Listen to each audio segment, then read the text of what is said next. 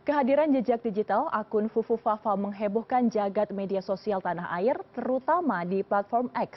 Akun ini menuai kontroversi karena melontarkan komentar negatif terhadap sejumlah tokoh politik termasuk Presiden terpilih Prabowo Subianto. Lalu seperti apa pengaruh jejak digital akun Fufu Fafa? Kita akan bahas lebih mendalam bersama peneliti senior Drone Emprit Ian Kurniawan dan Sylvester Matutina, Ketua Umum Solidaritas Merah Putih. Selamat sore abang-abang, apa kabar? Selamat sore, Mbak.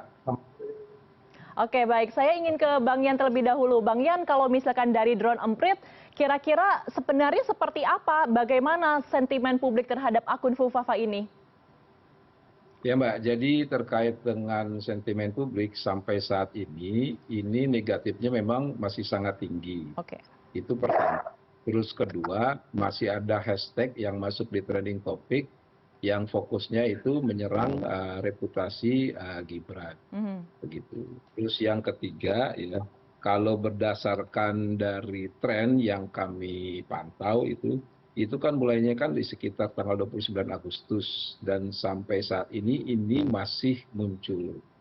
Artinya ini ada dua hal gitu. Pertama, publik masih belum puas gitu dengan apa namanya keadaan sekarang. Maksudnya keadaan sekarang itu bahwa masih ada kecurigaan publik bahwa akun tersebut adalah akun dari Mas Gibran seperti itu. Bagaimana kita menyikapinya ke depan? Menyikapinya ke depan gini, mau nggak mau ini ada pilkada ini. Ya, terus mau nggak mau nanti ada pergantian pemerintah. Itu butuh stabilitas politik yang harus bagus. Gitu. Nah, inilah salah satu kebesaran hati masyarakat gitu. Ya, walaupun memang tidak bisa dipungkiri sisi keadilan masyarakat juga harus ditegakkan di sini. Apa sih rasa keadilan masyarakat? Ini benar nggak akun tersebut adalah milik Mas Gibran tersebut? Karena semakin disembunyikan, gitu ya, semakin diam, itu masyarakat akan mencari terus gitu. Dan masyarakat kita sekarang itu sudah cerdas-cerdas dalam melakukan profiling begitu. Ya, dan itu sebenarnya ke depan buat orang-orang yang berkecimpung di dunia politik itu dia juga harus hati-hati ketika mengeluarkan statement karena 10 tahun 15 tahun lagi itu statement itu akan digali kembali begitu. Ya walaupun memang sudah beda konteksnya begitu. Oke. Nah, Oke. ada hal lain nih, Mbak, yang menarik. Ya. Ya. Dari akun Fufafa ini mencerminkan bahwa agenda publik itu mempengaruhi agenda media. Oke. Gitu. Jadi hati-hati dengan suara publik begitu. Ya, karena ini tercatat munculnya itu di media sosial baru masuk ke media mainstream. Kurang lebih seperti itu, Mbak. Ya, isu ini memang digoreng, sengaja dibikin untuk mengadu domba Pak Prabowo dan Mas Gibran. Ya, jadi ini semacam framing ya yang dibikin untuk memecah belah antara Pak Prabowo dan Mas Gibran. Tapi sebenarnya ini tidak berhasil ya. Sampai saat ini Pak Prabowo dan Mas Gibran, termasuk Pak Jokowi itu tidak membahas masalah-masalah yang kayak beginian, ya kan? Kan lebih penting ini kan bagaimana Pak Prabowo dan Mas Gibran termasuk Pak Jokowi ini membuat terobosan-terobosan untuk membangun bangsa itu dulu yang penting, ya kan? Mengenai kemarahan publik yang mana dulu gitu loh, ya. Nggak semua publik mayoritas marah kok. Dan karena apa? Karena ini belum tentu kebenarannya gitu loh.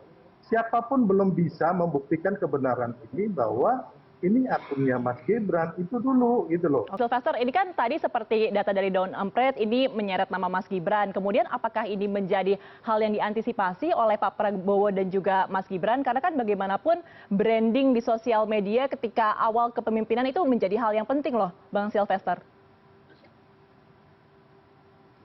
Ya itu ditelusuri aja dari hasil survei, kalau ada yang mau melakukan itu silakan Oke. aja gitu loh, apakah benar berpengaruh atau tidak. Tapi inti bangsa ini harus dibangun dengan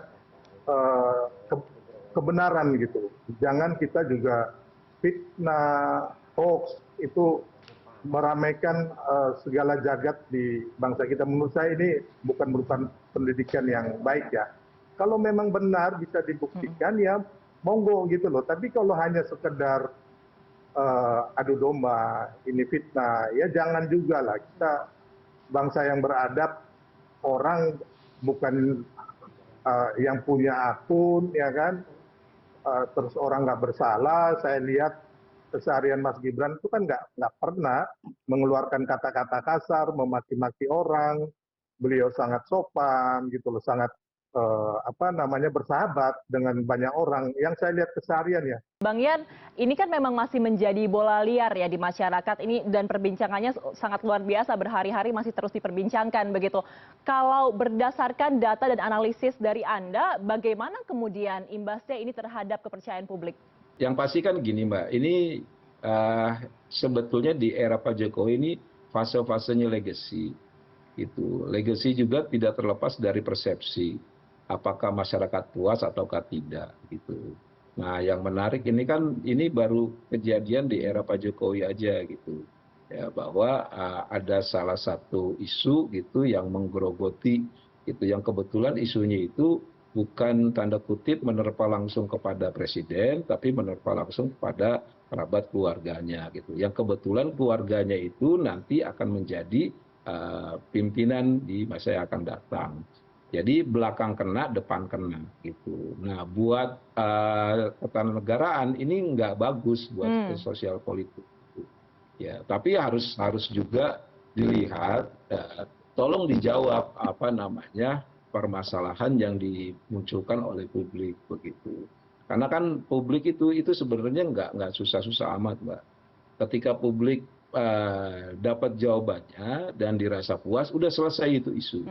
Tapi kalau misalkan ada, publik kan melihat sampai saat ini ada semacam pengingkaran, itu satu. Terus yang kedua, publik melihat ini polanya padahal tidak polarisasi, Mbak.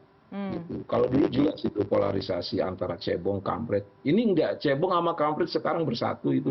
Itu mempertanyakan itu. Gitu. Artinya kan ini sebenarnya juga harus dibaca oleh kawan-kawan yang nanti akan masuk di pemerintahan. Baik. Dan informasi. Karena balik lagi ya, kalau kita mengingkari itu nanti akan bahaya gitu. Baik. Seolah pemerintah tidak mendengar. Padahal saya yakin pemerintah tuh pasti punya niat baik gitu untuk mensejahterakan. Kurang lebih seperti itu.